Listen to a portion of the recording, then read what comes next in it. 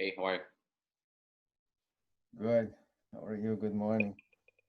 Good afternoon. Good evening. Hello, everyone. Wait a few minutes before we start.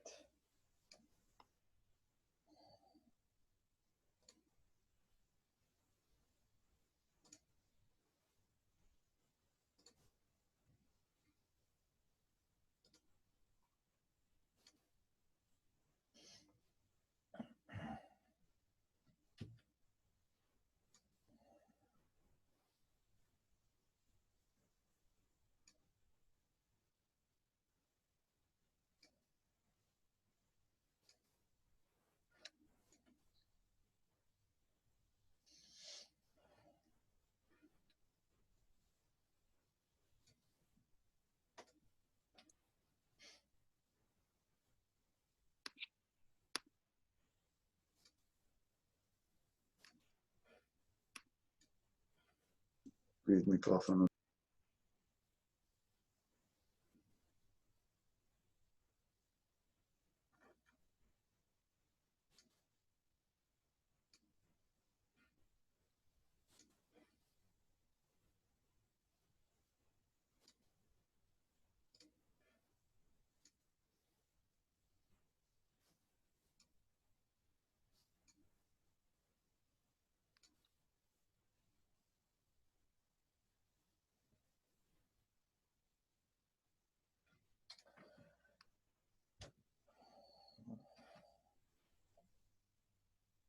So thanks everyone for coming. We'll wait maybe a few more minutes. We have an exciting program today with some difficult anatomy, very interesting area.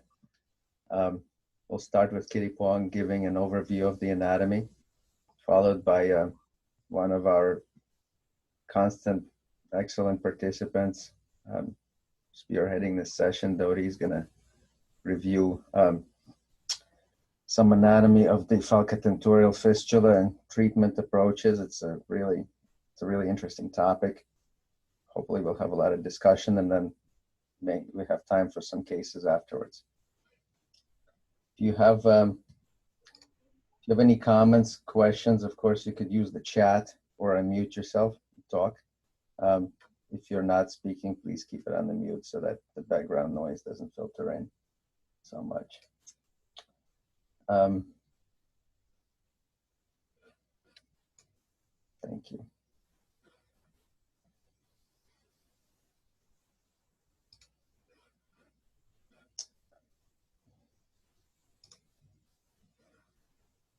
So let me stop my share.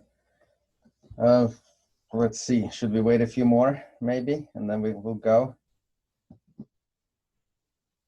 Let's do that.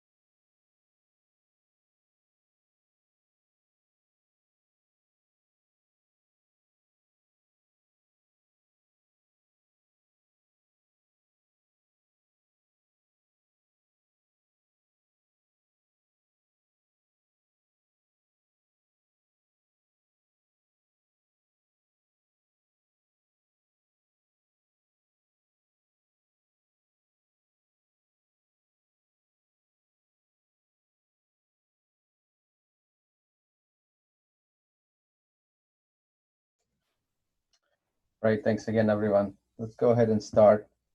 A special thank you to Kitty Pong and Dodi for helping with the session. Really exciting topic. Kitty Pong, if you're ready, let's go ahead with the first part, review some anatomy, and then we'll go into Dodi's part. Thank you. Okay. Okay, hello again, everyone.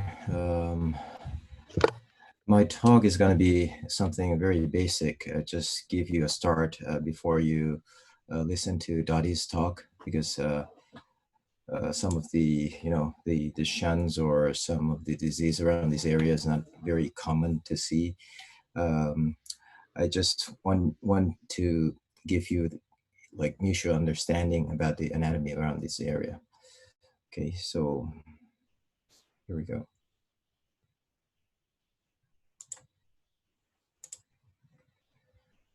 Okay, so the tentorium.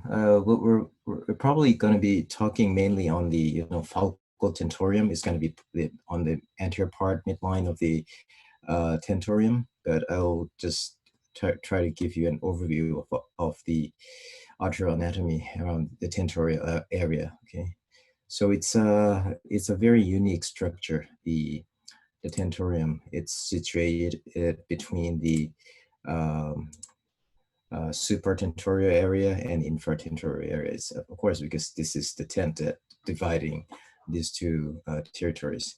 So it's possible that it will receive supply, the arterial supply from both supratentorial dural arteries and also the infratentorial dural arteries. And the tentorium is also in continuity with the falx cerebelli and also the falx cerebri. So it can receive supply again from the supply of the falx. And it extends from the midline to both lateral sinuses. So it can receive again the supply from the midline side and also from any supply that goes around the sides of the sinuses. And also interestingly, when we have like a dural edge like you have around the foramen magnum, or the same here at the free margin of tentorium, you can gain supply from the PL artery, from the brain arteries itself, which is quite unique around this area and very important when you analyze your images or plan your treatments. Okay, so can divide the areas around the tentorium as around the free margin of the tentorium, along the midline and a little bit laterally. You can see the differences between the arterial supply in these areas. So I'll go part by part. I won't take a lot of time, maybe 10, 15 minutes. I will give Dottie his time as much as he can use for his talk. Okay, so the first thing, the MMA, the middle meningeal artery, it always give abundant supply to a vast area of the dura. Concerning the tentorium, actually, it's not really the main supply. It gives a supply to a little bit on the lateral side and also on the midline through the falx mainly. So laterally, we can have this kind of like two branches along the lateral side of the tentorium. Either it can be the petrous branch or a little bit more lateral as the petrosquamosal branch, but it doesn't reach the inner part of the tentorium, just a little bit on the side. And we also have another branch that goes along the falx cerebri over here. You can see it loops around the convexity, and it runs on the surface of the falx and reaching mainly this falcotentorial area, junction area. If you have a shunt or something over there, it's going to become obvious and easier to see. Okay, I'm trying to show you the cases that, these arteries are not really enlarged and looks very, nasty and looks like something else, but the basic is probably the same. That is probably going to show something more, larger, more tortuous and everything. But I think you can find the same structures in every cases. It's quite the same. Okay, so another system that we have to add to the system of the the MMA, another system will derive from the internal carotid artery itself. Okay, so I'll make it pop up on this image. Okay, so this is, we just added on this illustration, the branches of the internal carotid artery.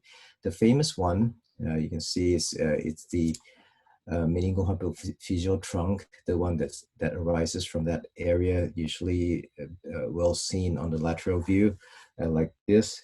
It has different names. We can call them medial tentorial artery. I think the name that you use in on the website of neuroangio.org is probably medial tentorial artery, accompanied by this Bernasconi and Casinari. And it is also called the artery of free margin of tentorium. So this one will represent this branch, which actually can arise from the MHT itself, or it can be the superior trunk of the ILT, like in this case. On the lateral view, you don't see, it's quite difficult to differentiate whether it's going to be from the MHT or it is actually a superior ramus of the inferior lateral trunk. Like in this case, it looks, you might think it's a branch from the MHT. But if you look at this like 3D thing, and you can see that this branch is actually coming out from the site of the ILT, turning upwards, going backwards along the free margin of tentorium, goes to this falcotentorial area. So it can arise from the MHT, it can arise from the ILT, you can have both sources. And also, if you look at this illustration a little bit more carefully, you can see that this link extends all the way up to the level of the ophthalmic artery, which means that you can have, I couldn't find my own picture of this.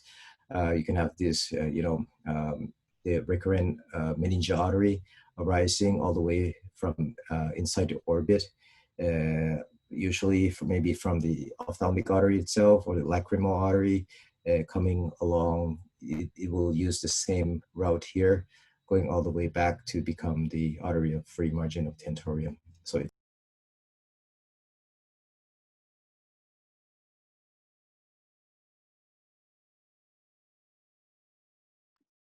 sorry, Kitty Pong. Okay, can you hear me now? I got muted. Okay.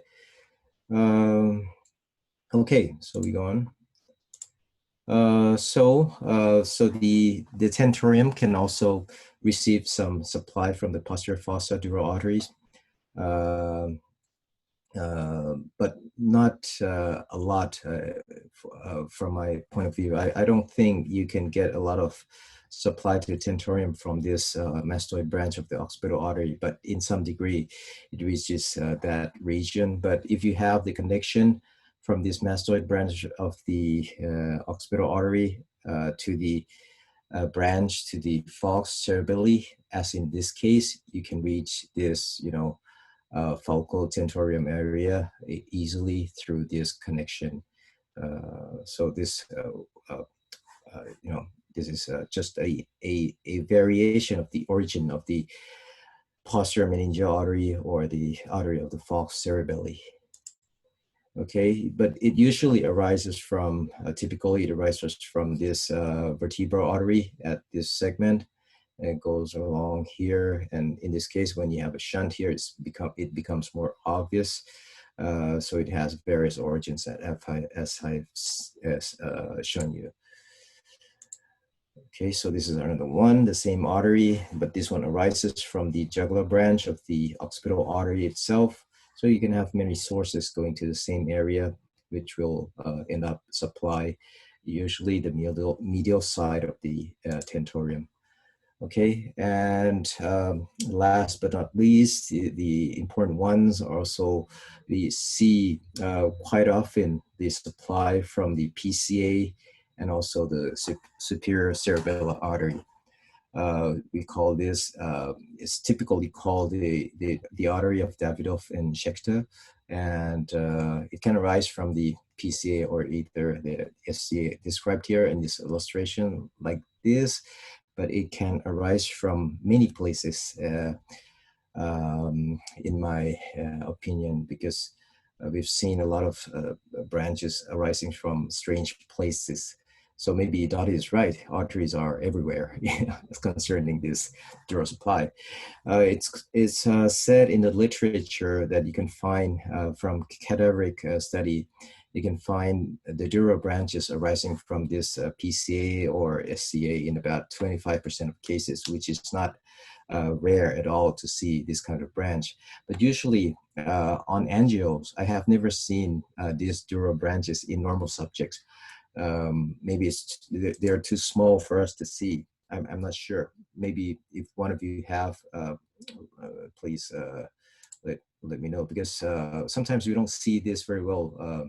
But we realize later on that there are actually dural branches from this, and it's one of the reasons to get you into trouble when you embolize from other dural branches, and your embolic material might penetrate into this the branches from the PCA or the SCA. So this is a 3D image of a case with, I think in this case, we had 3 dural branches to supply this dural shunt in the Falcotentorial area. I colored them differently. So you can see the origins are quite different. This red one, you can see starting from here, it becomes like a little bit tortuous, which means that it is probably at the surface of the dura at this point. But for the orange one or the light blue one, maybe it's a little bit more, cortical artery until the end, until it gives the dural, branch at the end of the, its course. So the red one is more, it's kind of like typical Davidoff artery, but the other ones, it's quite difficult to see that they are actually mostly cortical branch, but end up somehow to become a dural artery. So, but actually this red one doesn't arise from the PCA. This one arises from the SCA. So it can be from PCA, SCA, from many sources. Okay, so this one is for, okay, just to summarize the names of the arteries in this area. I don't know if you call them the same name as I do. If we have some, contradiction, please let me know. So these are the dural branches that we just talked about, the artery of Davidoff and Schechter. But originally it was described to be the branches of the PCA, but well, anyway, we can use it from the SCA too. And this branch from the Falks, we call this branch the Falcine branch of the MMA. Maybe you call it differently. And this one that runs from the posterior fossa, from the posterior meningeal artery, along the midline, usually along the straight sinus. And we call this one the artery of Falx cerebelli. And the other one that a little bit more laterally, or we can include both as a posterior meningeal artery. And we haven't talked about this one yet. We talked about the artery of free margin of tentorium. And there's another branch that goes a little bit more lateral from this meningeal hypophyseal trunk, which is called basal tentorial artery, in contrast to what we call marginal tentorial artery, or the artery of the free margin of tentorium. Okay.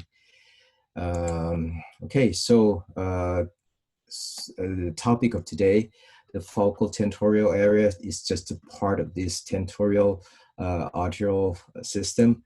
So it's on the midline. Anything located at the midline, it's quite complicated. You have from left, right, and so above and below. From above, we have Falcine branches of the MMA.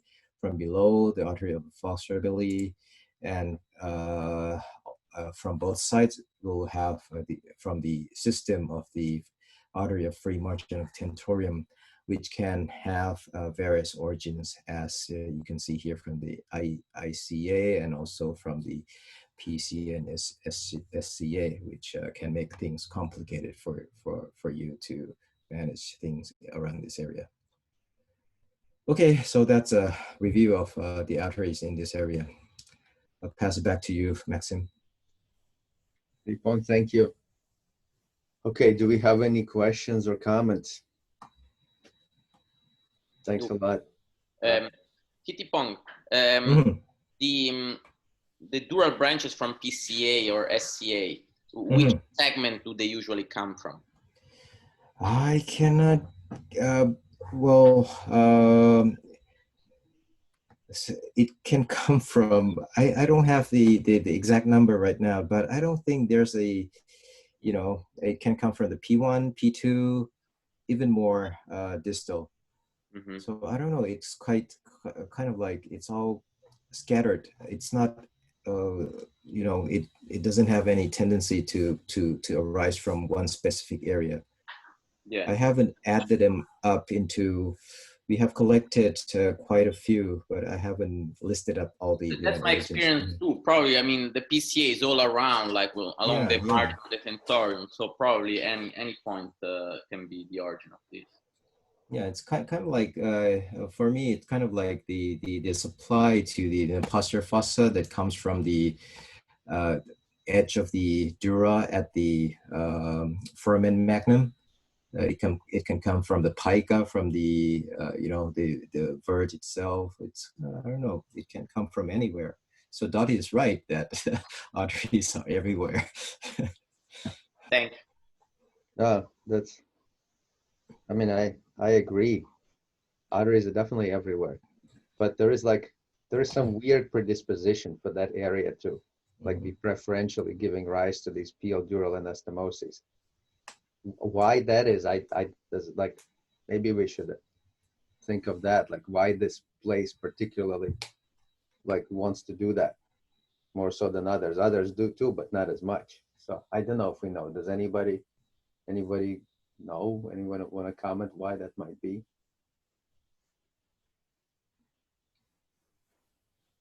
It's a mystery. It's a mystery. Okay, so I will try to explain it in a few minutes. thank you. Okay, let's do it then. So Dodi, thank you so much. We're honored to have you, and it's a really cool topic that that is like great for many reasons. Thank you. Okay, so you're on. Shall I go? Please, yes. Oh shit. So, first of all, thank you very much for inviting me here. This is wonderful, and I am really honored of being here. The first thing I will try to do is just to explain the way I see vascular anatomy. Sorry. And this is the way I explained it to myself, which means for children. So to me, there are three main points. I'm sorry, I have something which disturbs me. Well, it's gone. Three main points which are more important to explain it. And the first point, it's a network, which we already said. The second point is think centripetal. And the third point is randomness rules. So it's a network. I'm sorry, I still have something in here. Oh, I don't know why.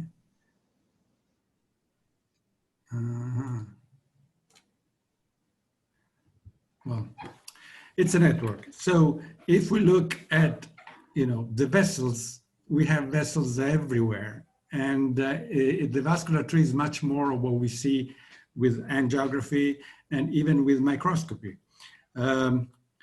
If we look at the images that we have from the Solomon Atlas, you can enlarge them and you see that there are vessels really everywhere. And all those vessels are interconnected to one another. The neurosurgical view is beautiful, and you can really see that, vessels are everywhere. So in our body, blood could theoretically go from any point to any other point, even crossing apparent boundaries, like dural to PL and vice versa, which we have just seen. So if you think at the network like, you know, vessels everywhere, more or less like this, and you see the organs and tissues which need blood, and the heart is pumping blood towards them. You could have this kind of route, but why not this one? So this one or this one, this one or this one, or this one, and why not that one? It just can be either one of them. Second point, think centripetal. What does that mean? Usually we explain arterial anatomy defining the arterial tree starting from the heart and going towards the peripheral territories, centrifugal interpretation. Like a growing tree with progressive branching from a blueprint written in our genes. The aorta gives rise to the common carotid artery, which gives rise to the internal and external carotid arteries, which give rise to the middle meningeal arteries. More or less like this. But try to see it the other way around. Start from the peripheral territories and find a way to get blood from the heart. Centripetal interpretation. Like small creeks becoming streams and then rivers and then finding a way to reach the sea. Going down towards the heart. So think like a cave woman, which is the peripheral territory, who needs to get water from a nearby river, which is the aorta. What that she does? She starts walking one or more paths until she finds the most convenient one. The more she walks along that path, the more the path becomes convenient. So much that it will be joined by other paths used by other people. Initially, the path will be chosen more or less at random. But later, the shape, the itinerary, the curves, the deflection, the ups and downs, the ins and outs, everything of that path will be determined by the obstacles and the general aspect of the ground. The easier path will be chosen. Third point, and if you want, we can develop these items in the future bananas. Randomness rules. We are all variants. A distal territory, as we said, is thirsty and has to find a channel to get blood from. At first, it behaves randomly until it decides which is the most convenient one. So finally, the easier path will be chosen. The final configuration comes from random happenings in the early life that can still change later on, even very late in life. We see it with collateralization in AVMs or AV fistulas. We see it when we have thromboembolic occlusion or iatrogenic occlusions or whatever you want. Because the network is always there. It can work at any time, anywhere. So let's see why the centrifugal or centripetal interpretation is better. If you want to classify the MCA bifurcation and you do it with the centrifugal, it's very complicated because you have to think, well, the length of M1 is genetically determined at 2 millimeters, 4 millimeters, 9 millimeters, whatever millimeters. Think centripetal. It's very simple. The frontal branch just goes where it wants. The MCA bifurcation could be anywhere. It is just a random happening. It follows that we are all variants. No two of us share the exact same pattern. These are examples of MCAs, and these are all so-called normal aspect of the MCA. But these known variants are very different from each other. They're all individual patterns, like fingerprints. So this is the basis. And now we go to the dural AV fistulas of the Falcotentorial junction. And as the invitation of Maxime wanted me to do it, it's for grandmas. So these are my conflicts, of course. I just repeat very quickly what has already been said by Kittepong. So that's the Falcotentorial junction. And here we are with the vein of Galen there. And I think that these fistulas there are always type 3 dural AV fistulas, draining in one of the veins of the Galen group. Why do I say Galen group? Well, because the vein of Galen is not always just one. At least this is what I think, and we will see some examples later. There may be different veins connecting in front of the straight sinus without converging in a single channel. And they may drain towards the deep venous system. I'm talking about the fistulas. So fistulas may drain towards the deep venous system. They may drain through the pericallosal or occipital cortical veins. They may drain to the straight sinus or the inferior sagittal sinus. And very often they're supplied by PL feeders, as we've seen before, and we will see a lot later. These feeders are in the quadrigeminal cistern. And so let's look at the feeders. Kittepong made a beautiful explanation of them, so I just will show some examples. But what are the feeders? Well, all the arteries of the region. There are plenty of those. Let's start with the meningeal ones. The falx arteries coming from above.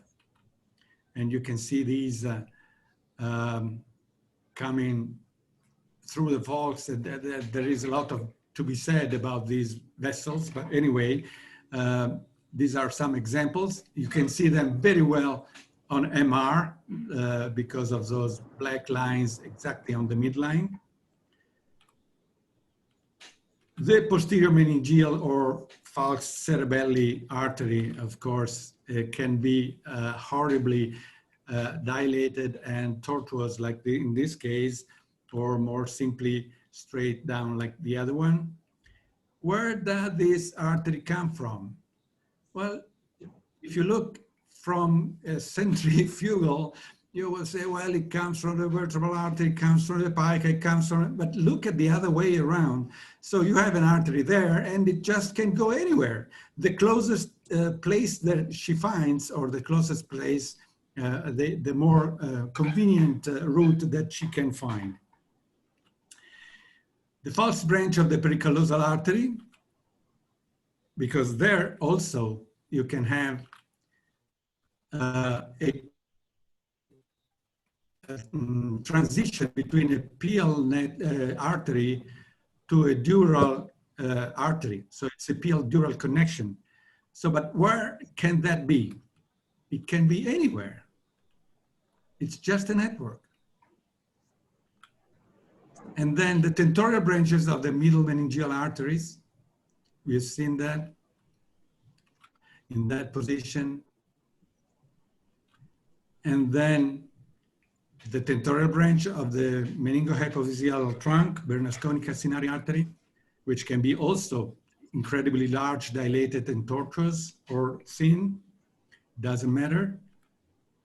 The tentorial branch of the PCA or SCA, which is the Davidoff-Schechter, we just talked about it. And where does that come from? It's a PL dural connection. Anywhere. It's just a network. It could be in any place where the PL artery decides to get close to the dura and connect to the dura. But if you look at it the other way around, it's more simple. It's just a dural artery that has to get blood from somewhere, and the somewhere closest to it, it's a PL artery. This is a Davidoff-Schechter artery that you can see. It's not the posterior cerebral artery, which is here. This is more medial. And interestingly, in this case, it looks like it originates distal, and so to the apex and tip of the basilar artery, distal to the origin of the posterior cerebral artery. And then we come to the PL feeders, which are, of course, in this region. And that's also something which we see a lot in this kind of fistulas, and we will see how important they are. So we think that these fistulas are at higher risk in natural history. They're often difficult to clearly understand. They're often difficult to treat. We think they're at higher risk of complication. But there is something else which perturbs me. I have a problem. I have a problem with the vein of Galen, which in this cadaveric image, and you can see also in all other cadavers, it's in the subarachnoid space. So the vein of Galen, it's in the subarachnoid space, of course. But so how can you have a dural AV fistula where there is no dura? Okay, so that's a question which we will leave for later.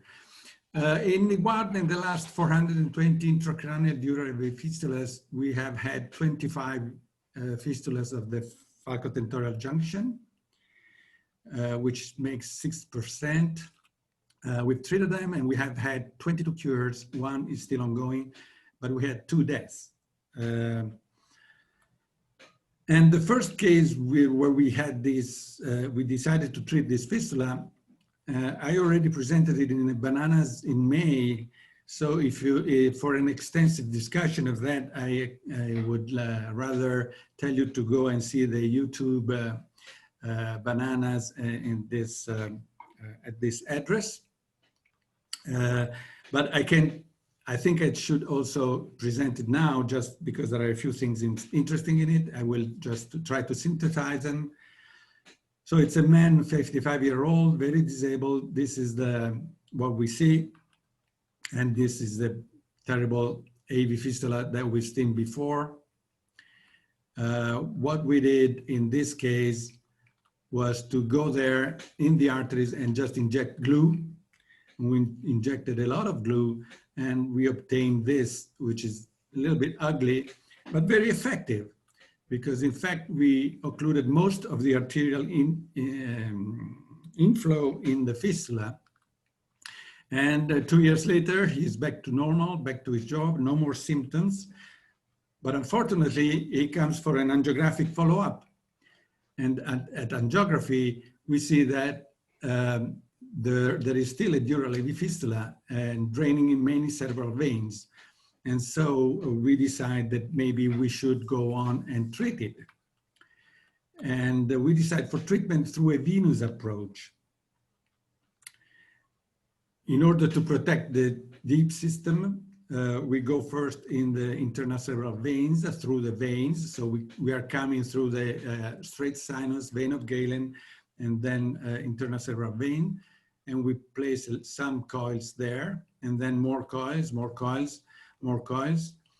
And when we are tired of placing coils, we place glue and we occlude the whole pouch.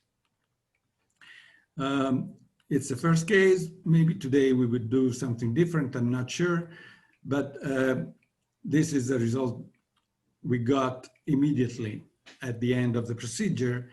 And what happened afterwards? Well, he had headaches, dizziness, drowsiness, and in fact, he had an edema of the region of the deep venous system.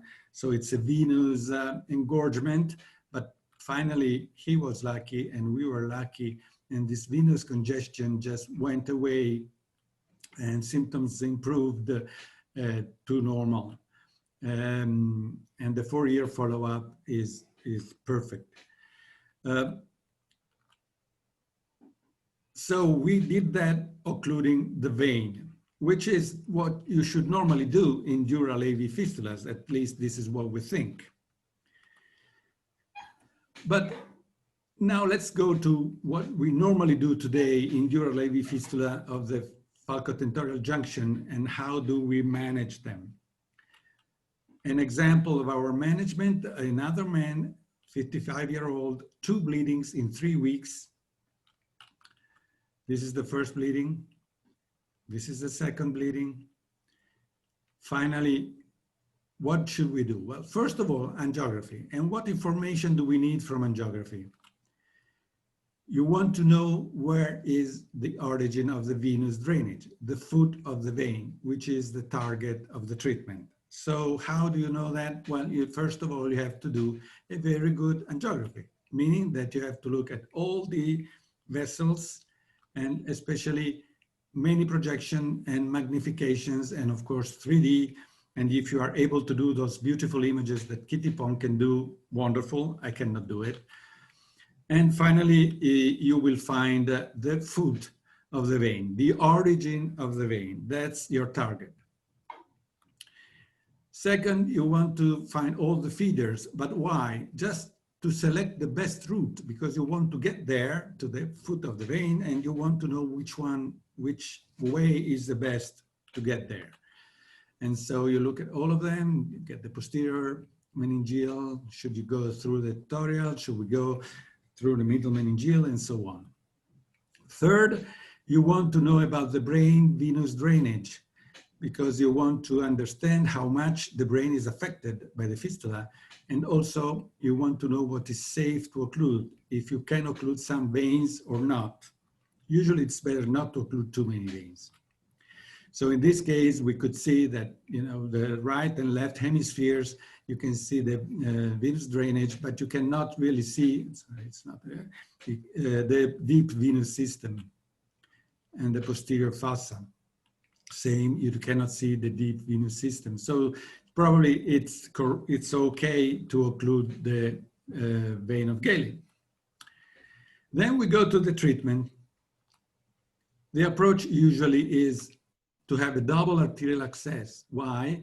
Well, usually because at least you need a catheter to check what you're doing through another catheter. So one catheter to bring your microcatheter to the distal point, to the target, and then the second catheter to understand what's going on during your embolization. When it's needed, of course, you need a venous access, and then you inject liquid embolics, onyx, squid, or fill. And these are the liquid embolics that have changed completely our possibilities of treatment in all dural AV fistulas. And if there is a PIAL network, and if you think it's needed, probably you should occlude the PIAL network before occluding the vein. This is another thing we should probably discuss. And then you need skill, understanding, and patience, a lot of patience. So you choose the best route and get very close to the fistula. And in this case, we decided to go through the middle meningeal, which is always the best, this way or the other way. And then inject onyx, squid, or fill, and check the progression of the occlusion. So you see what's going on and where it's going and going and going and going. And at the same time, you see how the fistula is behaving and slowly disappearing, and no more fistula. Okay, it's gone. Do not fill too many veins. At least we think it's better, because some veins are useful, and ideally just the foot, but sometimes it's really difficult to limit the filling of the veins as much as possible. And before retrieving the catheter, the microcatheter, of course, you have to check that all the arteries are now not giving any more feeders to the fistula. This is the final control and check that all the arteries are okay. The importance of recognizing and occluding the foot of the vein. It's very important to find the foot of the vein. This is an example where there was a problem. And yes, anybody who wants to talk, you can interrupt me whenever you want, of course.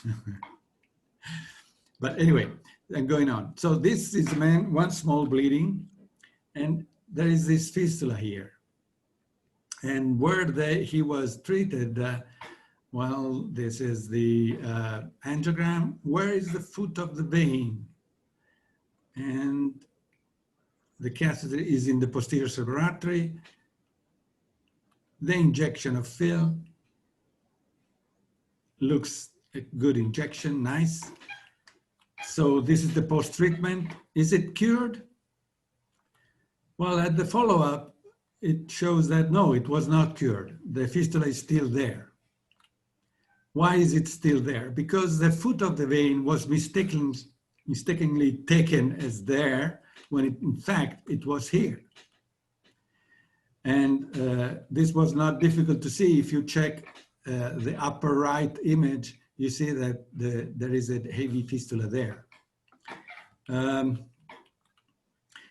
So he comes to Niguarda, but now how do we get there? The best route has been occluded. But if you have to get to a fistula, always look first at the middle meningeal artery, even if the chances are slim. So in this case, we looked at this middle meningeal artery. It didn't look like we could go there, but going super selectively, you could see that now it was visible, the conjunction to the fistula, and we could really get there with a microcatheter, inject our fill, I think, onyx. And so this is the onyx injection, which filled the foot of the vein. And now, of course, the conclusion is that it's cured. And look how nice now you can see the vein of Galen and where the intercerebral vein and the basal vein of Rosenthal are going to. So that's the vein of Galen. But if that's the vein of Galen, what did we occlude? So the vein of Galen is one. Which one is the vein of Galen? The red arrow or the blue arrow? Of course, it's a blue arrow because we can see later that the intercerebral vein and basal vein go there. But so what did we occlude? Another example of, but I just found one, but there are plenty. This is another example. Which one is the vein of Galen? The one draining the dural AV fistula, which is in yellow, or the one entering the straight sinus, which is in blue? Everybody would say the blue one, of course. So what is the yellow one? Another example of the importance of recognizing and occluding the foot of the vein. In this case, another case, hemorrhagic case, which shows a recurrence at 6 months. And this is the angiogram at 6 months. All looks correct until you go and look at the meningohypophyseal trunk, and you still have a fistula there. So now the only way to get to the fistula is the meningohypophyseal trunk, which is very difficult, almost impossible to catheterize. So the only access is via the subtemporal vein, this way. And so this is another venous access to a fistula. It was a very small thing to do. We got there with a microcatheter and we put small coils at the origin of the vein. You can see before and after. And of course, after the occlusion of that vein, he's cured. So we did venous access in 3 cases. 2 I already showed you.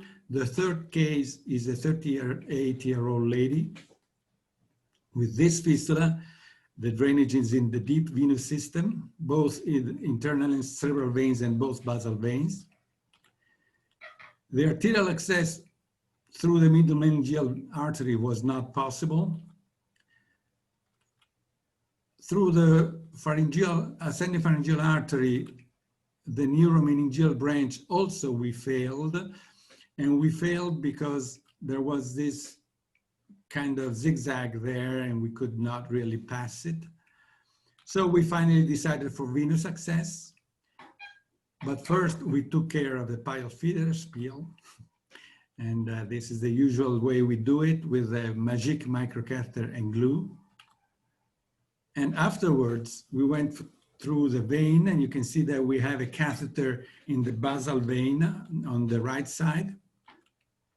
So one catheter, we left it there in the basal vein just as a safety net, and we placed the second catheter in the vein of Galen to place coils on both sides to protect the deep venous system. So these are the two catheters, and you see the internal cerebral veins, the basal veins before the coiling, and after the coiling, those veins are no more there, or at least they are very less visible. So before and after coiling, less visible the basal veins, we decided to go for complete occlusion with fill.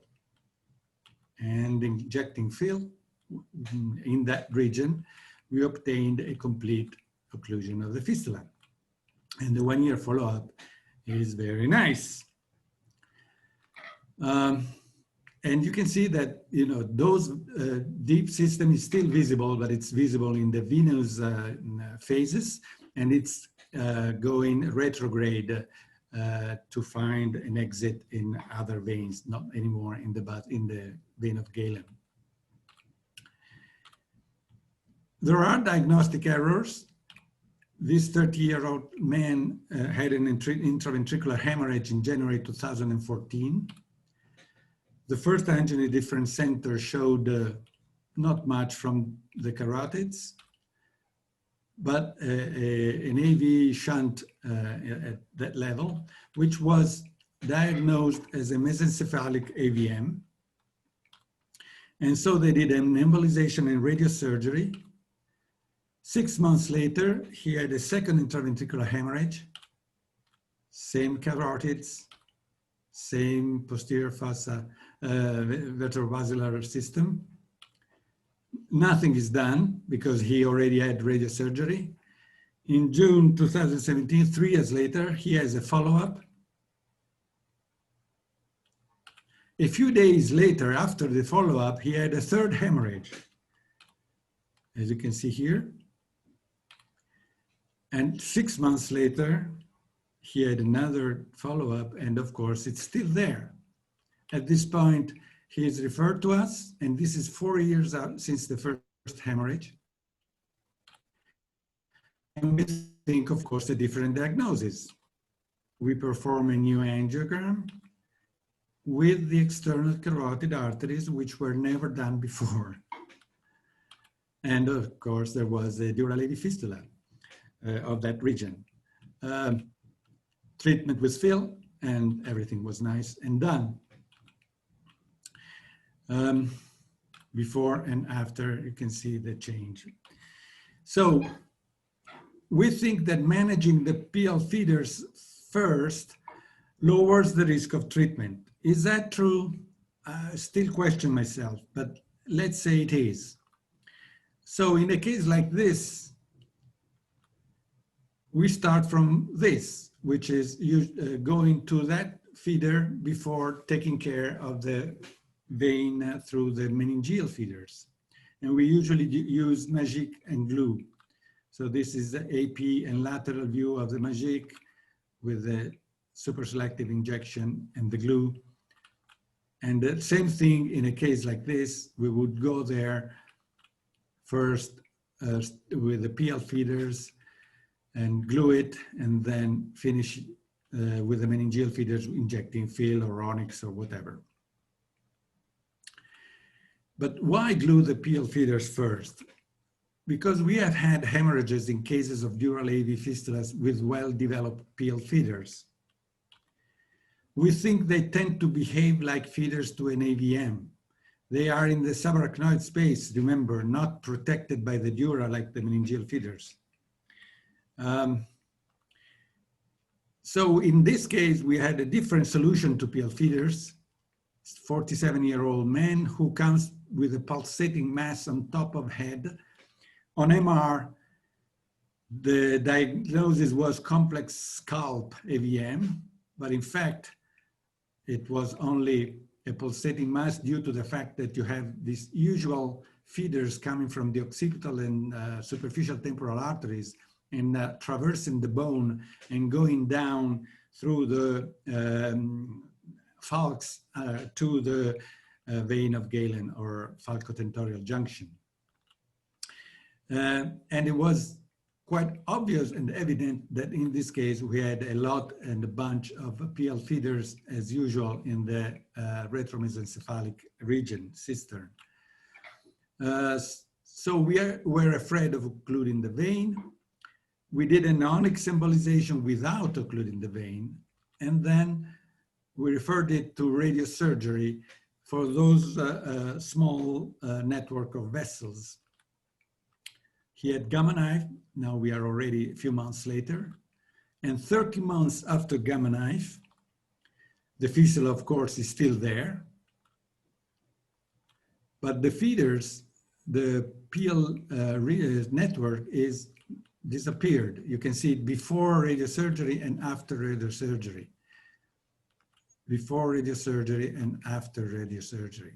So that was one way to manage an asymptomatic and non-hemorrhagic fistula.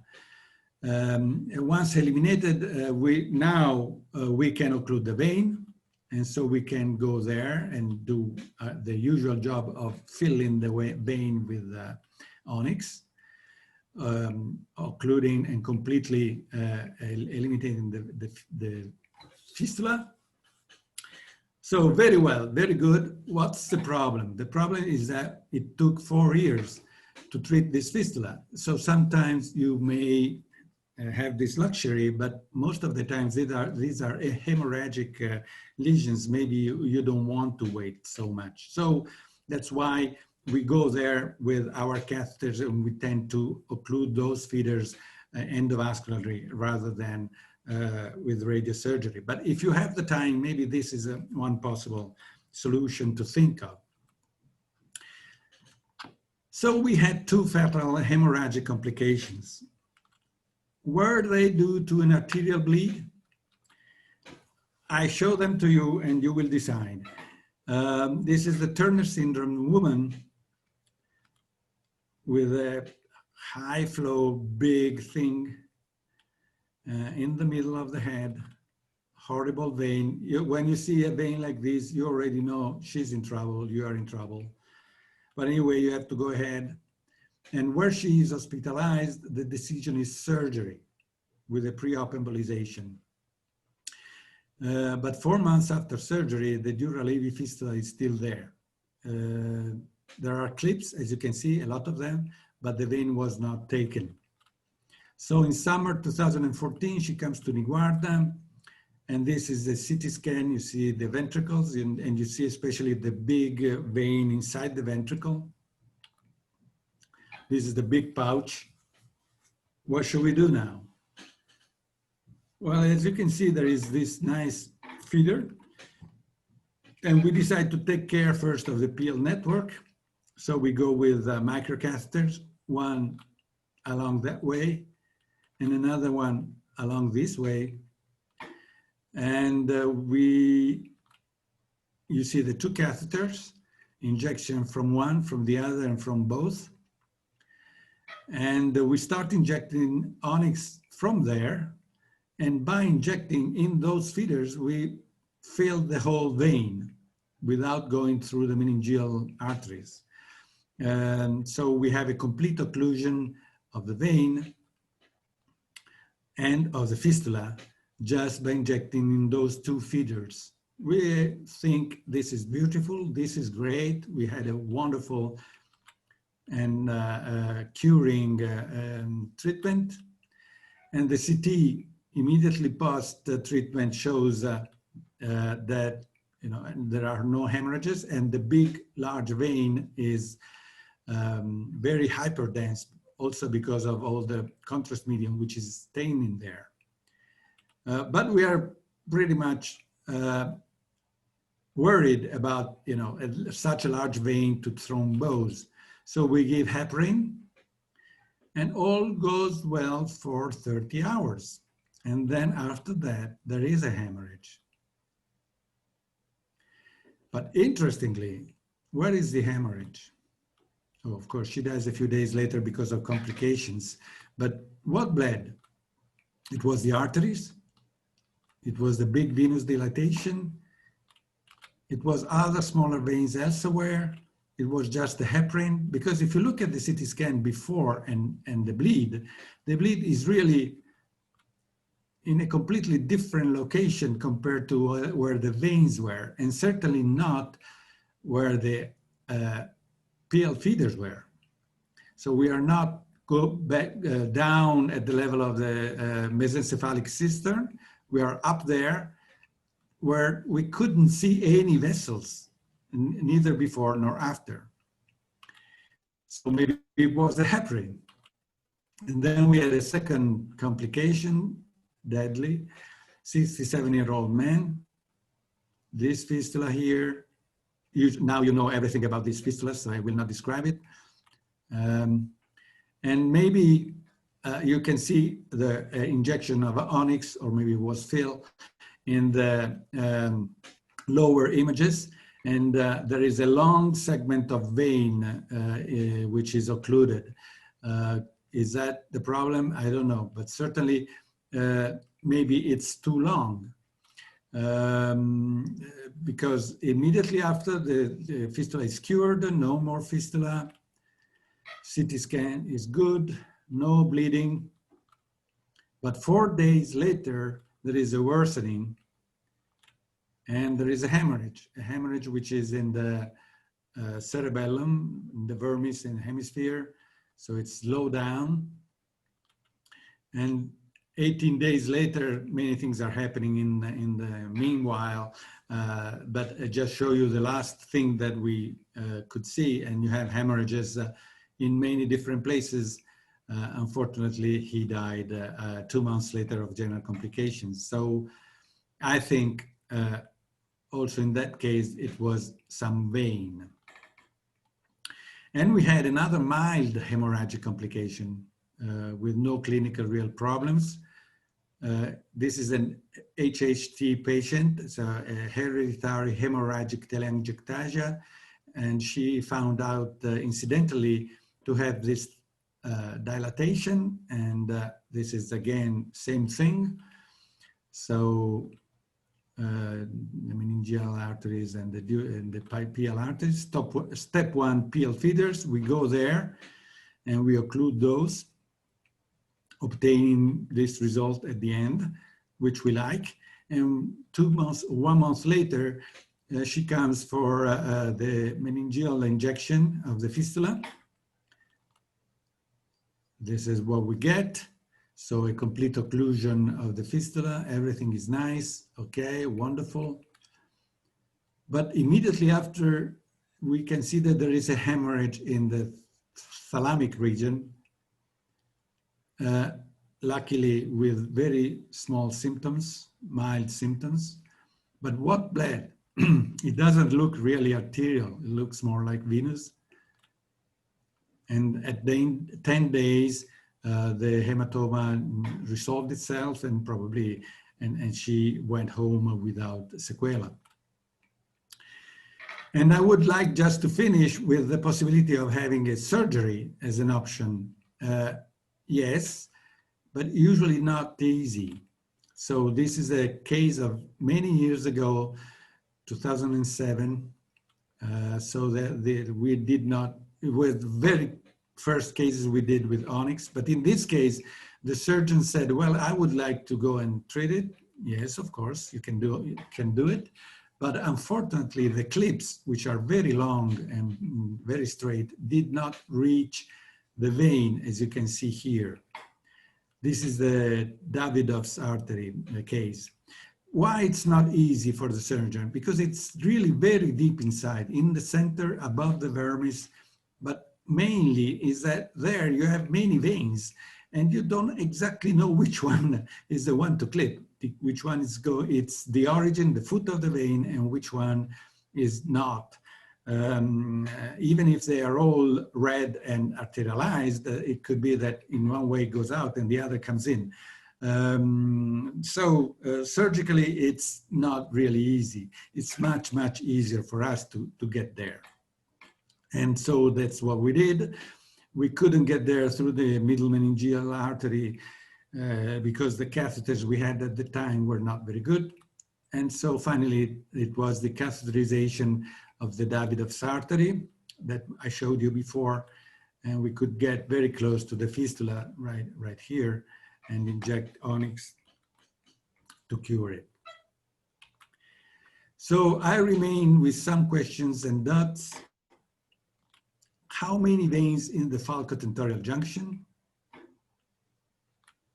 Is it a dural AV fistula where there is no dura? When, how, and where are we allowed to occlude the veins? And how much, yes. But the conclusions are that the falcotentorial junction dural AV fistulas may be cured if the anatomy is well understood. Thank you, Kitty Pong. The technique allows to reach the AV junction. So we really need to get very close to the fistula, not just inject from far away. The liquid embolic agent fills the foot of the vein. The PL feeders are taken care of. The procedures are staged when needed. And the many possible ways things can go wrong are momentarily caught off guard. And so I thank you very much. And I remain for any questions you have.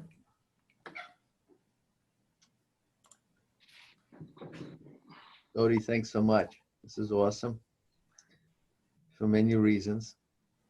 I think we can talk about it for a very long time. Let's just open up the floor.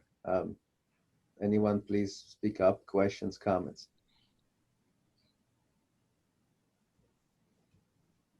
Dodi, thank you. Like I very much like everything, like from the beginning, like the story about the forest and the way to get the pathways. I mean, that's a very good metaphor for what we think, and so it's very good to have it depicted that way. It gives us maybe different ways to teach it to our fellows and residents. But that's exactly the concept that we always say. Now, one of the things though that is always interesting is why certain pathways, right, tend to be preferred over others. Like what's the mechanism? Probably like it's not just complete randomness, right? Otherwise, like everybody would have a different internal carotid artery, while more or less like the ICA in most individuals are all similar, right? If the flow to get to the brain was completely random, we would have like a lot of different other routes for the ICA to get to the brain. So there is certainly a component of randomness, but like, you know, there is also like certain routes that are preferred over others, and that you can apply to the aorta, the carotid, the ICA, the MHT, the ILT, the Bernasconi Cassinari. So, and that's what Max always teach. Like, you know, he uses the concept of the spectrum. It's a spectrum, right? And you have like a curve. There's the most like common pathway, and then there's all the other ones that more rare and so forth. So I really love that concept, and I thank you for teaching us that way.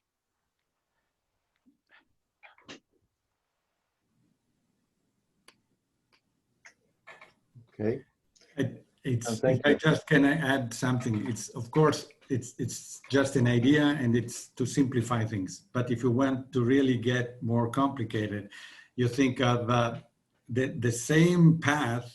At a certain point, it finds a valley, and so it cannot go straight, and we have to go around. It finds a tree, so it cannot go straight, it has to go around. So, and then there is two hills, and it will rather go through the two hills rather than up the two hills.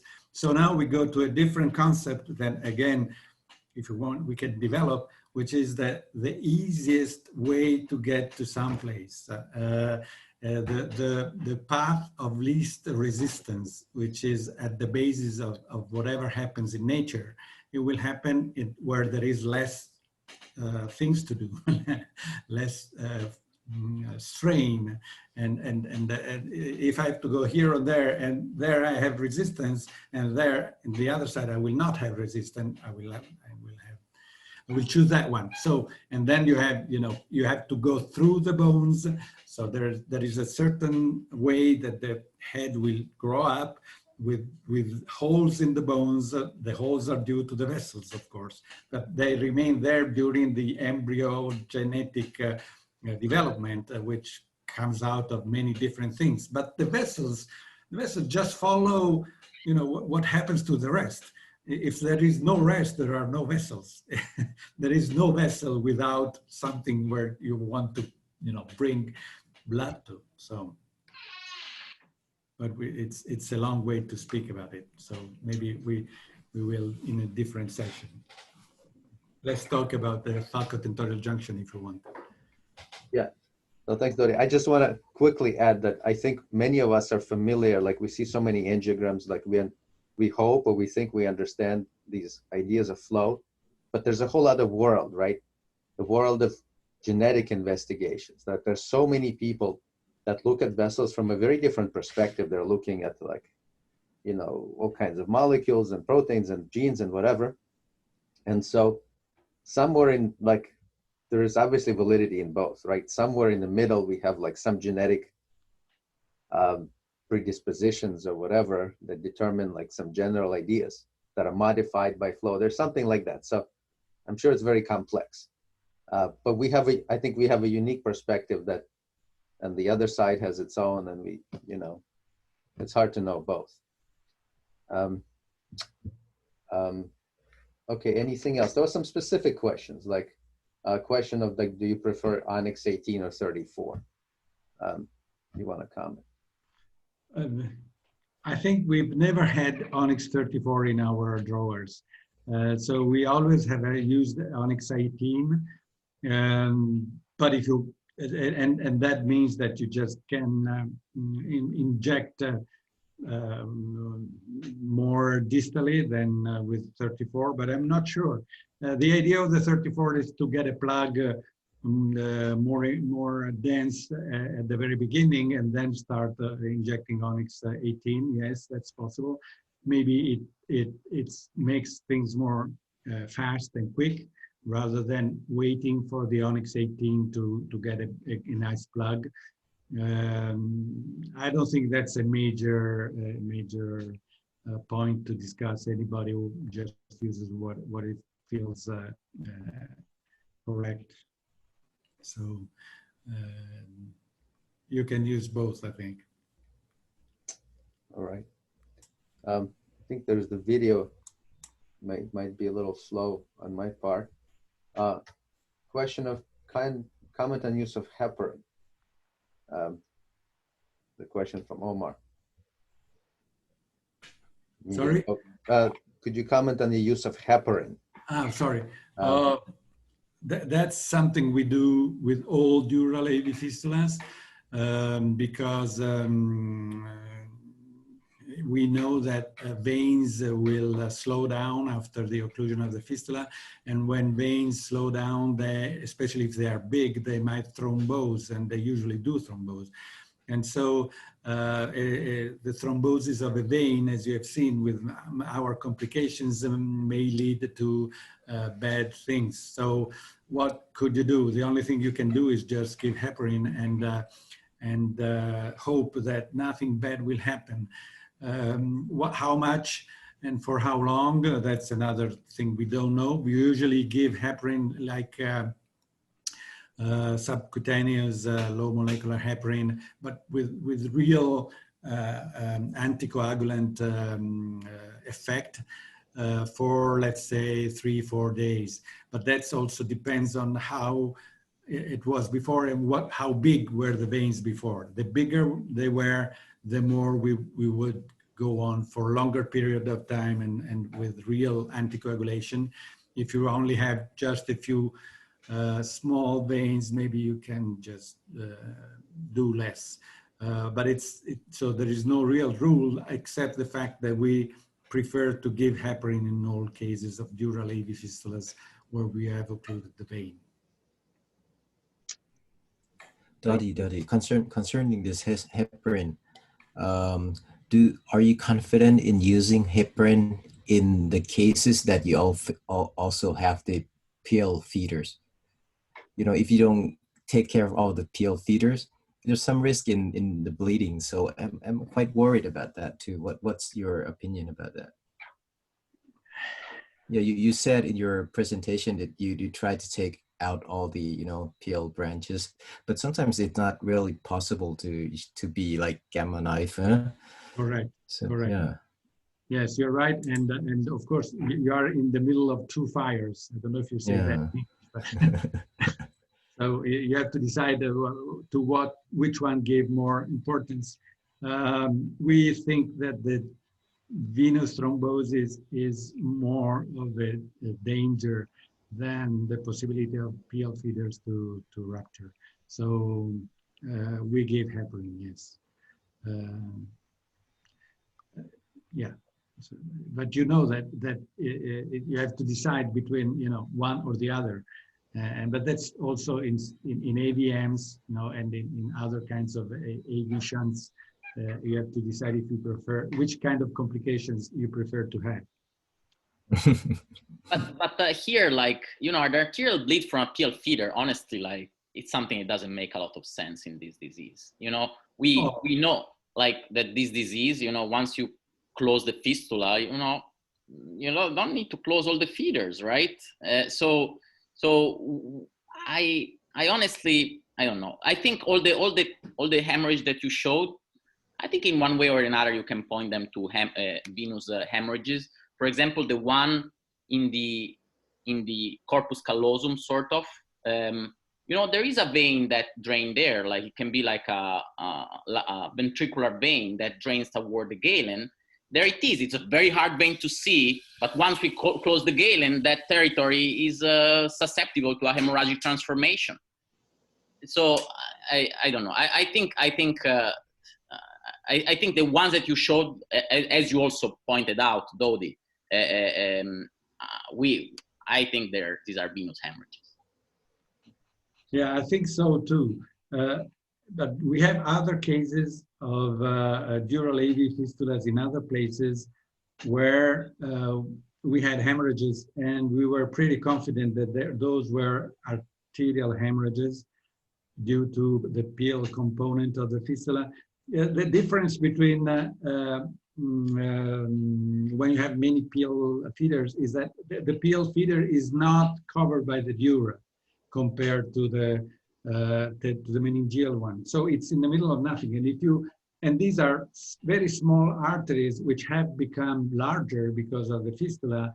And so probably they are less strong and less resistant, probably, I don't know, than compared to, you know, another kind of fistula. And so once you immediately occlude the vein, those feeders are certainly under some pressure.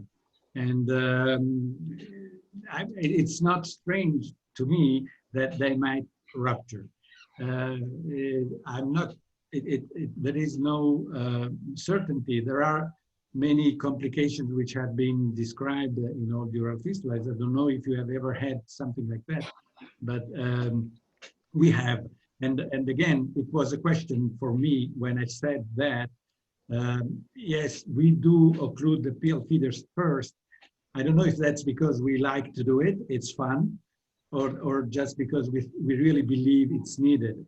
But what we do it, we wouldn't like to be in a position afterwards to say, we had a complications and we didn't do that. We are very stupid, we could have done it.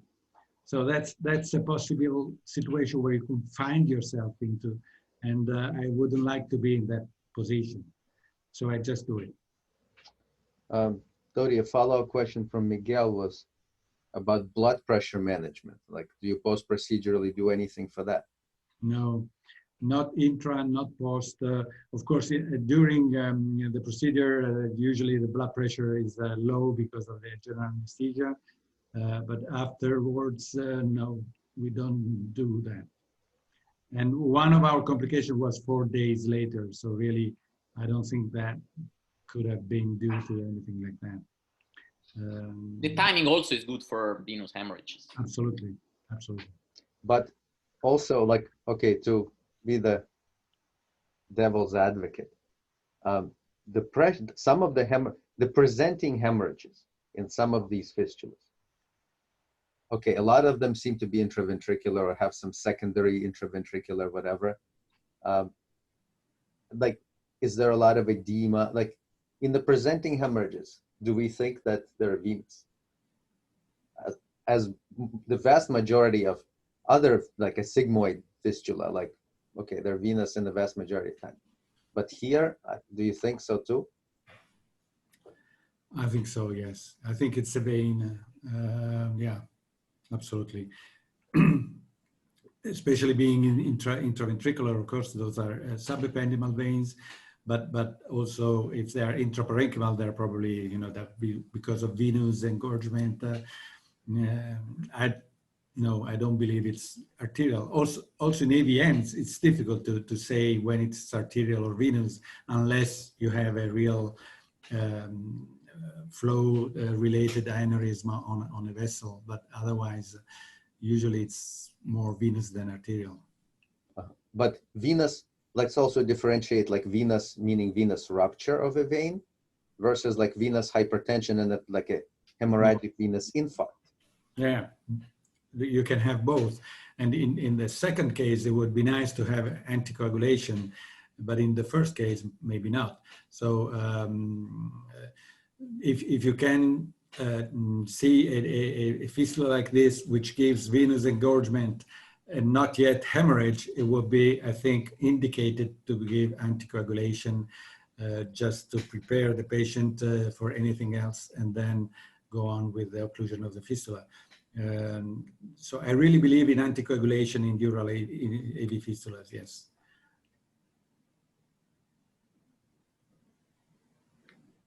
Okay.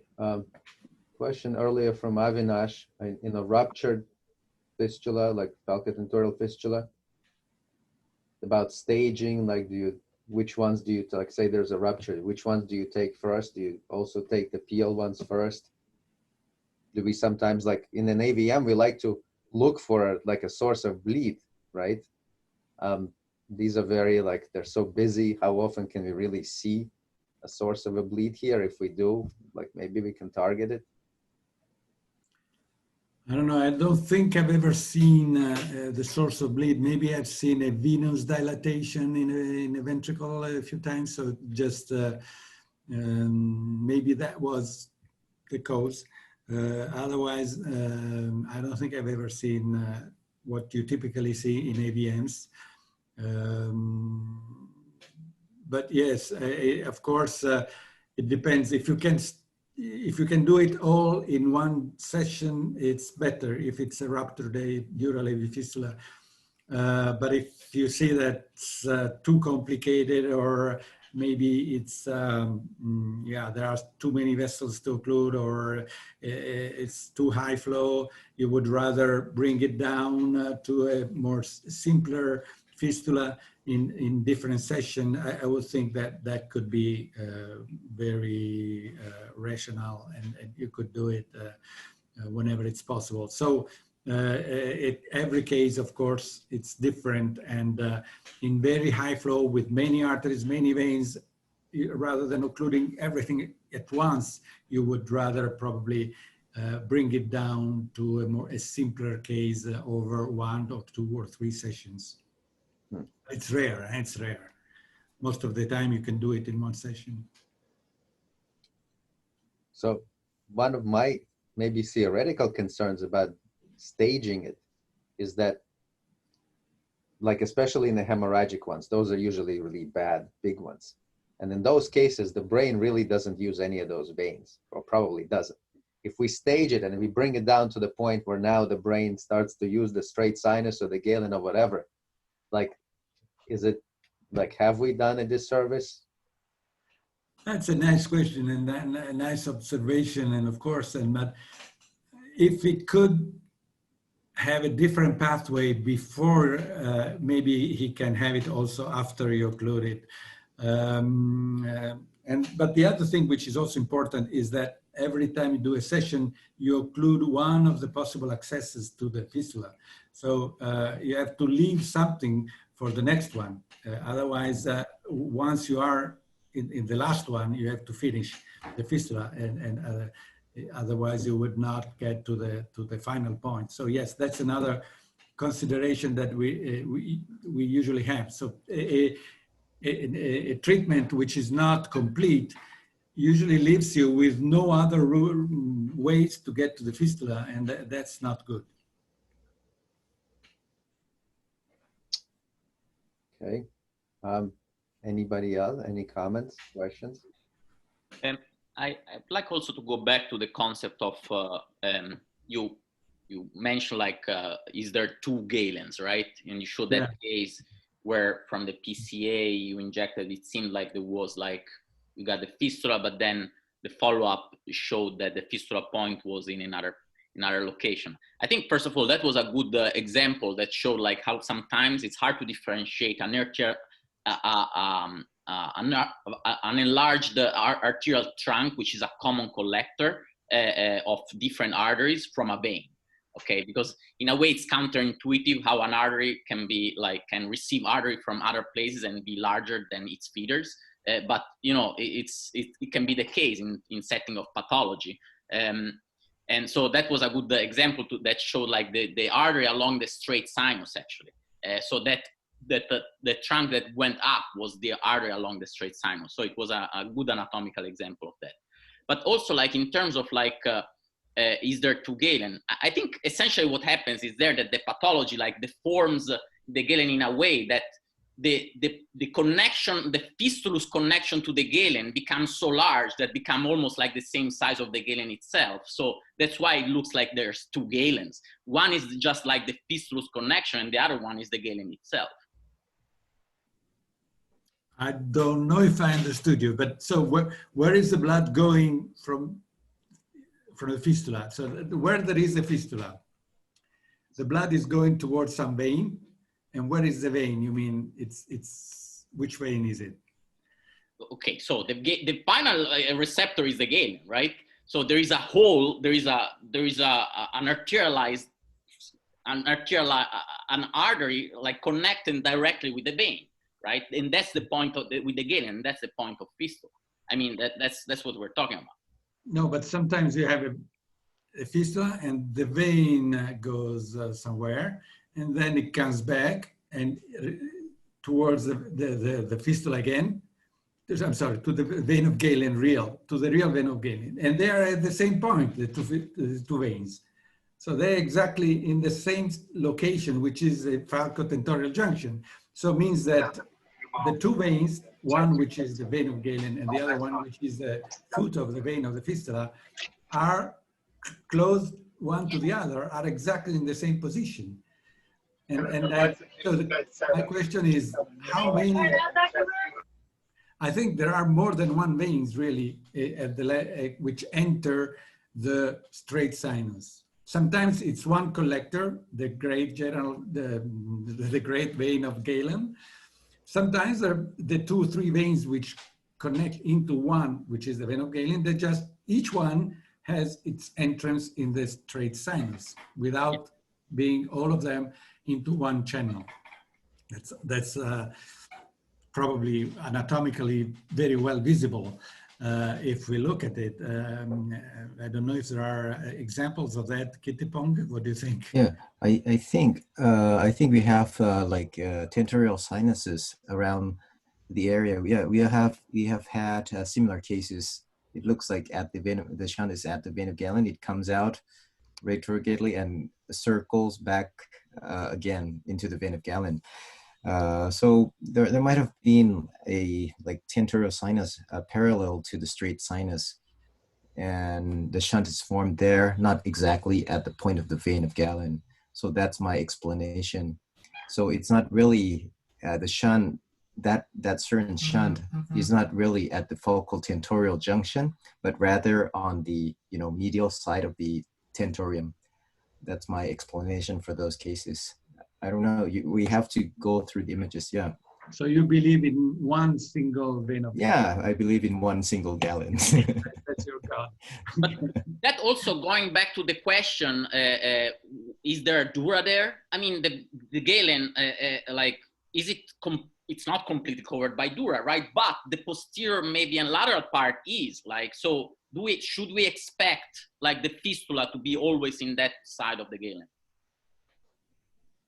That's exactly the point of my question, because I usually, the fistula's connection are not at the level of the dura, but they are more inside in the subarachnoid space, let's say. So wherever that is.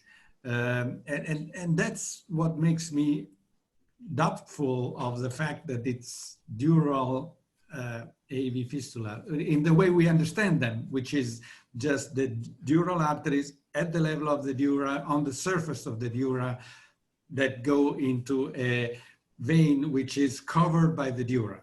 That's what usually we think about the dural AV fistulas. But in that location, it looks like the AV connections are not where the dura is. They're more in the subarachnoid space. I don't know. It's something we should look better. I'm too old for that, but I think you should go and look more extensively. We need pathology specimen of untreated falcotentorial fistula. Maybe. Or with the new beautiful imaging we have, once we will be able to show the dura with our imaging, maybe we could, yeah. I mean, we have beautiful images, and I'm not sure that we are any closer yet to this, like, very, like, I don't know. This is such a, I think it's a unique kind of fistula. Yeah, that's my point. Maybe. I don't want to say it because we all say dural. We want things to be like, we don't want the confusion of like dural, pedal, whatever, all of this stuff. Like, where is the shunt, right? Like, where is the shunt?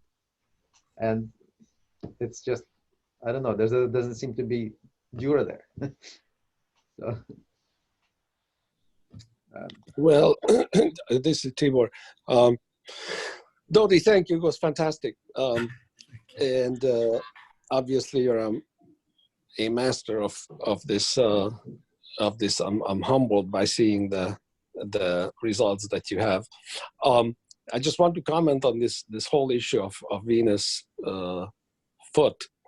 You know, I just did a case yesterday where, and I'm not ready to present it, but I will maybe next time, where I think I misunderstood where the foot of the vein is, and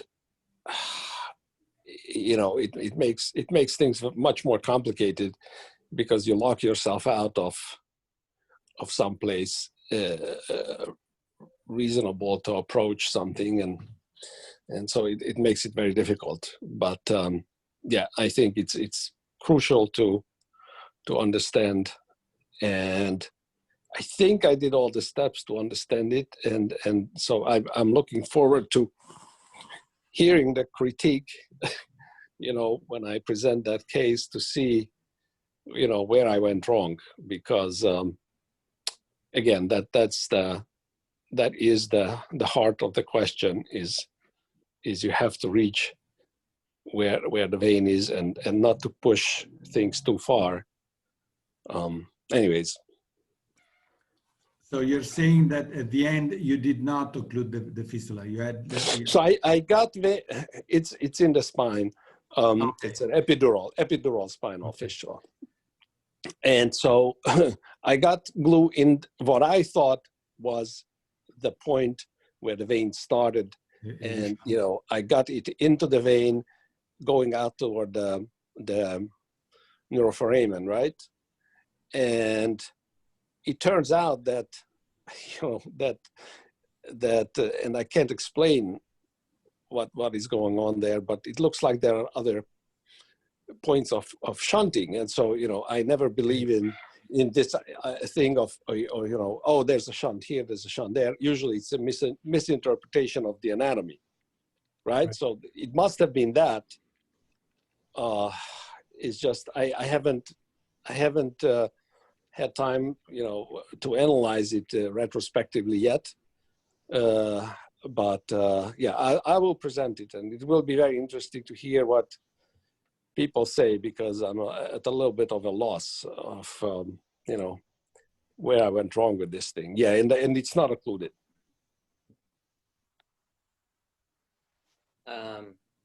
Max, can I say something? Of course, yeah. So first of all, thank you, Kittipong and Dodi. That was just amazing. Great session. Thank you so much. I just have one comment in respect to surgery of this pathology. The first disclosure is that I operated on this kind of a lesion, but it was before I joined Max and Eitan as these two masters. They would never allow me to operate now on this kind of a lesion. And I was lucky enough to join them after that. But two things that I want to say about surgery of this lesion. One is you are completely right in respect to the depth and how far you need to go in order to reach this lesion. And I'm going to show a picture of how I did it. You have to flex the neck a lot, and you have to put the patient almost with the head down towards the floor. And the second issue is that you must do it in a hybrid room.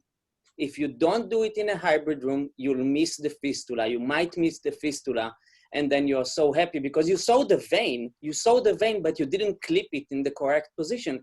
And that's exactly what happened to me.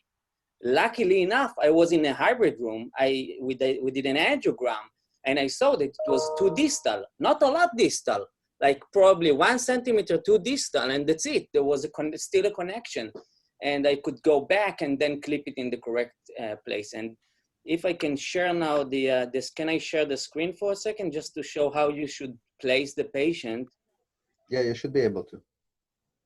One other quick thing is that I've been using intra-arterial DynaCT in the operating room. And in conjunction with the BrainLab Aero, it allows you to localize the fistula with, really great accuracy as well. So, I mean, I think having the hybrid room is very, very, very useful, but also the type of navigation that you use and what imaging you're utilizing in order to get the navigation is important as well. And you can even do super selective cone beam CT angiography in order to localize it. I think it's a great idea, but once you see the vein, the exact location of the clipping is more than the navigation, but the navigation absolutely helps you in these cases. And you see in this picture that, you see how I had to place the patient. It was very, very deep and far away from me. And then we did this intraoperative angiogram in a radial approach. That's it. That's what I wanted to say. And thank you again. Yeah, and with the radial approach, I actually just leave like a soft intermediary catheter in the vertebral artery, so that way when you have to do the angiogram, all you have to do is just inject. The only problem is that, now we're getting better and better in radial approach, but you need to do a thorough intraoperative angiogram to verify that everything is completely occluded. You have to, as you said before, you'll have to verify with all vessels that it's out. Only vert is not enough, obviously. That's very nice, Eric. Good, how are you? Could you tell us? Same thing. Eyes closed, mouth closed. Could you tell me what could be the advantage of surgery compared to endovascular approach? No, it's just there's no advantage. It's just if you fail endovascular treatment, you don't reach It was not a very high flow as you showed. It was kind of a slow flow. So the vessels, the arteries were very, very small, and we just failed the endovascular option. So we killed all our options, and we didn't reach the vein. Yeah. And then we went to the operating room. Otherwise, I really think that we should go ahead with endovascular treatment, always in this case. So as we said before, sometimes you really don't have an access, because all the arteries have been taken or are not accessible, and also the vein is not accessible. So once you don't have arteries, you don't have veins, neurosurgeon. So we probably didn't talk enough, and I'm not sure if there's a lot of material to talk about gamma knife. You mentioned it briefly, but you know, we've had also our experience. I'm sure others have as well. So, you know, this is something else that we should probably mention a bit more. I don't know, Dodi, anything else you want to add to that? I've talked too much already, so thank you very much. Our experience has been mixed. Some close, some don't. I think the efficacy seems less than with AVMs. And we try to, like, again, like in this thought of like, okay, let's treat the PL1s as you're saying, let's hit the PL1s with the radiation, and let's do everything else, like just take down endovascular. Seems to make sense, but there's just not enough material.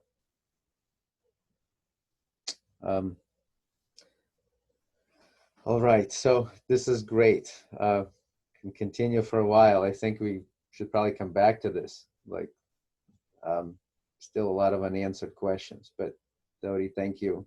It's really like super informative, and this is exactly what we want to do. Thanks a lot. Thank you very much. It was a great honor to be here today. Thank you all.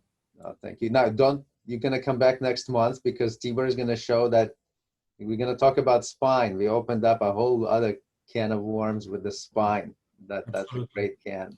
A lot of worms in there, juicy ones. So let's go back. Vlad. So we have a case, Vladimir.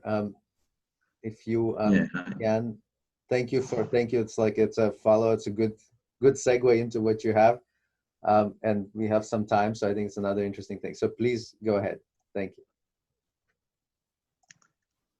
Yes, hello to everybody. It's a pretty difficult to talk after Dodi about this subject, but I feel less uncomfortable because I asked him for advice for this case and suggestion.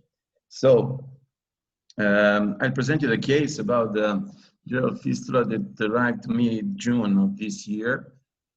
The lady had a headache in the previous years that was answering very well on a non-steroid therapy till the April of 2019, when she had started with the presence of this kind of pain in the occipital nuchal area caused by finger palpation.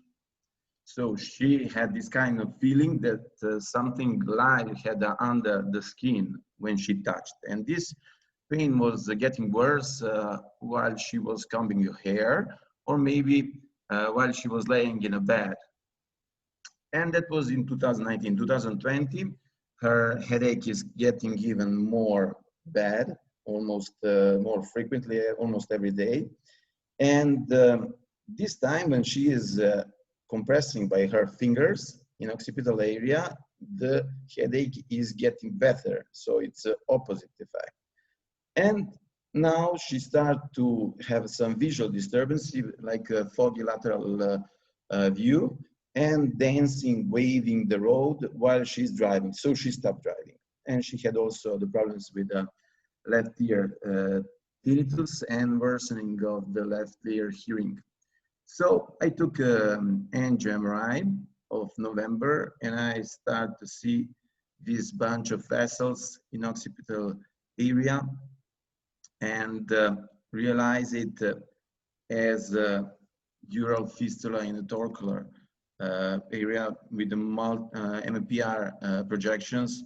I see a lot of vessels, but still have to decide what to do. So I decided to do the angio to study it a little bit better. And these are the both external carotids, AP view. So we can see the dominant afferences by the occipital arteries, but also meningeal arteries, middle meningeal arteries is arriving there. And the interesting thing that in this case, that the left transverse sinus is closed, so the only one is the right one. In the lateral view, maybe more clear situation about the MMA, which will be my choice, or I'm wondering all the time about the safest way, not looking about the most dominant. Looking also from the internal carotids, from feeders from the meningeal hypophyseal trunk, both of the inferior left and the right are the same dominant. In AP view, we can see it a little bit better, maybe just a little bit much better on the right side. And the feeders from the posterior meningeal artery from the seen after the rightward injection. So I've done some rotational external carotid angio just to understand the better relation of the MMA, and in this case to plan how to attack maybe this fistula. This is from the right side, and this is from the rotation from the left side. So the idea would be the MMA. We can see it here, the inferior branch, even if it's a little bit tiny.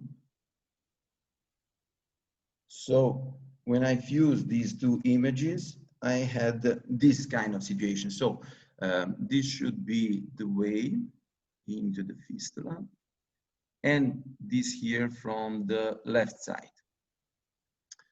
So the first type fistula, venous outflow through the torcular and to the transversus, left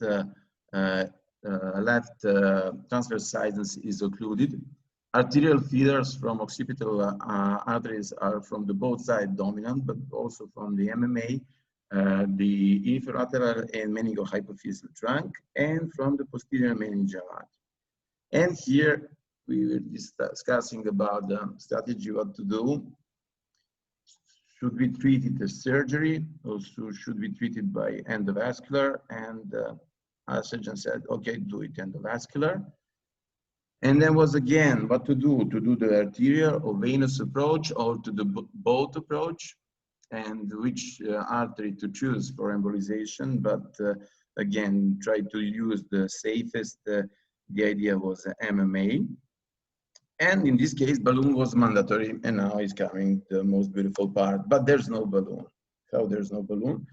So I try to speak, or let's say, ask the company for the balloon, but in Italy we don't have it. So I asked directly, do you have one balloon more?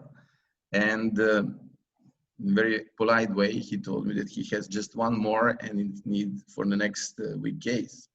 And the idea was to do this case together. So what to do now? Can you explain why there's no balloon? Is it like it's approved by the government, but is it just hard to get? What's the reason? No, my friend, I don't know what's happening, but in Italy, I was trying to ask for many different centers, all colleagues, friends, if they had one balloon more, and ask directly the distributor of BALT for this balloon, and they explained me, no, there's no balloon. How there's no balloon? Can you find some place where we can order it? In these days, it's impossible. They don't like to sell their products, okay. So, my friend, it was pretty tough. So now I'm in trouble. I have to treat this lady, but what should I do? Vlad, I just want to say not everybody probably, like many people know, but not everybody probably knows what balloon we're talking about. So yeah, it was like the so in this case, I need a very compliant balloon. And the only one who can produce it is BALT. And I need this kind of balloon. Why? To occlude the transverse, the sinuses from the both parts. And in a case that I don't have it, so I have to arrange in some way. The idea was like, it was not possible to do it without it. And we have started, or at least I had some idea, maybe to try to use some peripheric balloon, which would be pretty compliant, just like the neuro, but it was like without any FDA approval. So what could I do? So at the beginning, we choose it was like a Mustang balloon, and the high diameter like 9 by 80. So more compliant, just to cover very well the sinus and to block the penetration of the polymer into the sinus. So one idea was like, okay, let's get into the artery, do the study, do the preparation, and try to bring this peripheric balloon into the transverse sinus. So you can see here already I've been doing, this is the venous approach, and I brought the Neuron Max up there just to have a good support, and then to bring the catheter in the Neuron Max and then resheath it back. Because otherwise this kind of peripheric balloon I would not be able to bring there because it is not very, or at least that much flexible. So we brought this balloon, inflated. It was inflating. It's a Mustang balloon, very huge, very big balloon.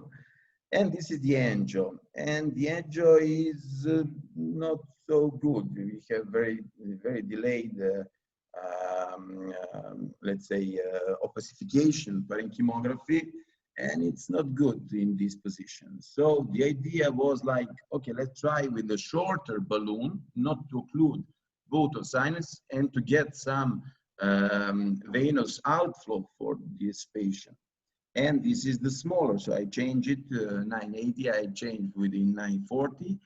And in this case, the short balloon worked a little bit better. Still, fistula is still patent, but here again, I had to replace it a little bit and try to work better with this balloon to get a good occlusion of the fistula. Like we can see, the feeders are very well recognized. The discharge we can see, but still there is less parenchymography in occipital area. So I had these kind of two balloons and I didn't have nothing else. So what to do now? And the idea, okay, was like, let's resheath it a little bit into the introducer, and let's arrange it for this piece of the transverse sinus of the left part that was still patent. And this is the angio. And angio is pretty satisfying. So the idea was like to reach the MMA from the left external carotid artery and to go in this inferior branch. The vessel was not so big, but the navigation was not so hard, and immediately I ride very, very far. So just in approximately to the sinus or the balloon position. So I injected just to realize where I am, and inflate the balloon, and then do one angio before just to understand which kind of vessel. So what do I have to embolize? All these feeders should be occluded. And I started with the polymer injection and injecting, and the balloon helped me in this case to get the rerouting and occluding the vessel that I couldn't see previously, and probably would never be occluded by the direct injection without the balloon. This was from the left side, and in this case, I just want to do, okay. This is when I deflated the balloon. This is the check after. And it was pretty satisfying. The straight sinus was still patent, which was like the most worry in this case. I was very worried about, because I had just one balloon in this situation, and it was like from one transverse to the other transverse sinus. And here we can see very well how it looks like. So it is embolize, how's the cast position, respectively on the balloon. So this kind of balloon, in this case, on the left side, worked pretty well. Satisfied with this, I had to do on the right side embolization on, again, MMA, and went into the inferior part, inferior branch, reaching as distally as it was possible. Again, arriving almost into the transverse sinus, doing the angio before, starting with the polymer injection while the balloon is inflated. And again, balloon worked well. So looks like pretty satisfying result while I deflated the balloon. And I have done the check from the common carotid. Pretty satisfied with the also patency of the exclusion of the fistula and the patency of the sinuses, and a very good outflow, even with this peripheric balloon. And now I had just to take the balloon out, but with the balloon I took the piece of my polymer. And I said, okay, maybe it will stay just there. And now I'm taking the balloon and I'm completely moving this polymer here. And I don't like it here. Why? Because this is the only sinus, and with this polymer, I'm getting a little bit stenotic for this place. And I was thinking what to do now. And this is the angio, just to realize where it is. This is the polymer. And I decided to use the peripheric snare. I put it into the neural max, and you can see it here. It's just the pushing of the snare. It's 9 by 15, trying to capture this piece of squid that remained there.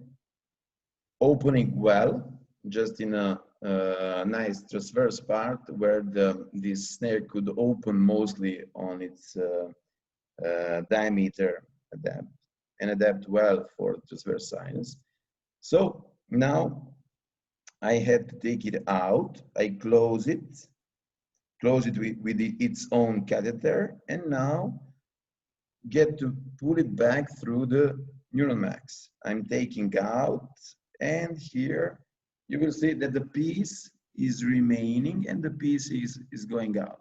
But first time it was working well, so now I'll try to repeat the operation. So pushing a little bit further, and then try to grab this piece of squid that remained in a pullback. So pulling back this snare, it's entering in between the three petals, three wings of this snare, closing it with the microcatheter, now pushing it up, closing it almost completely, and this time worked better to completely recanalize the sinus. And this is how it goes out from the neural max.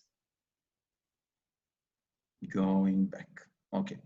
And this is just to show you the polymer is taken out. This is the check, final check. The sinus is patent. And patient was discharged 3 days after with no complication, and now she's driving happy. No waving of the road anymore.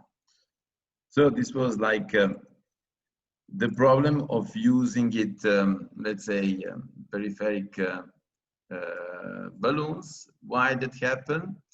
Maybe the compliance of the balloon was not that much, wasn't that good, like the normal balloons used in a neurofield to adapt on all the, let's say, to adapt very well on a transverse sinus, or maybe just something like that had to happen using just one balloon. Maybe I had to use 2 balloons and one putting in the sagittal sinus, other remained down in a transverse. But I start, or let's say, this was the good way to solve this kind of problem. So if you have any comment or question. Yeah, that's thank you, Vlad. That's a great case. I mean, torcular fistulas are very complex, and you did an awesome job in fixing this. Obviously, the portion of the glue that essentially at the end you took out is the one that like leaked into the sinus. Okay, Ethan, let's take it this way. Could be that the piece of the polymer entered in the sinus. Then again, maybe moving this peripheric balloon is not flexible. So maybe moving it took from the wall of the transverse sinus just a piece and take it out. So those are all the doubts. I don't know. Could be I mean, that, or we know that the balloon is, since it's a non-compliant yeah, balloon, not that much compliant. You know, it didn't really like well opposed until That's along the the whole segment. So you know, it's we can think how a piece leaked and stayed in the wall. Yeah. What's the snare? You call it snare. Is there a name for this with three sort of pedals? It's I don't know the company name, but we call it just a snare peripheric. Its diameter is 9 by 15, used in periphery for something like extraction of the different stuff. I use it also to get out some catheters or something like that.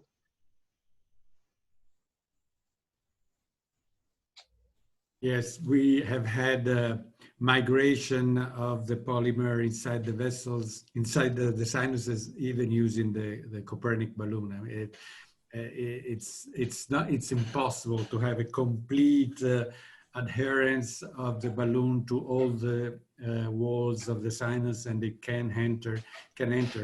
The idea is that if it enters in the sinus, in a way, it's a good sign. It means that you have taken the AV shunt, but not too much.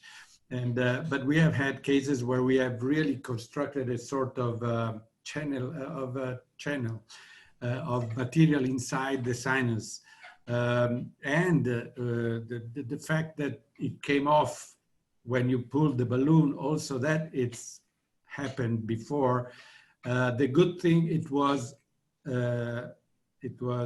squid, you said, so like onyx, which is something which stays together. If it were fill, it would have broken up, and you cannot really grab it because you take a piece of it, but and it just doesn't. The rest will just stay in the sinus, so you cannot take it as a whole like you would with the squid or the onyx. So that was a good the advantage of this one. The good side of it. But anyway, so it does happen, I think, with any balloon. You just have to be sure while you are injecting that not too much will go into the sinus, but some of it will always go there. And it doesn't matter really, because the sinus is so big that it allows a little diminishing of its size. It's not a problem. Well, and as we all agree, the fact that it's there just means that you've pushed it into the venous portion of the fistula. Wherever that pouch is, that pouch has stuff in it now, right? Which is what I think it really needs to be on the venous side, like nicely to close it. So I think it looks great.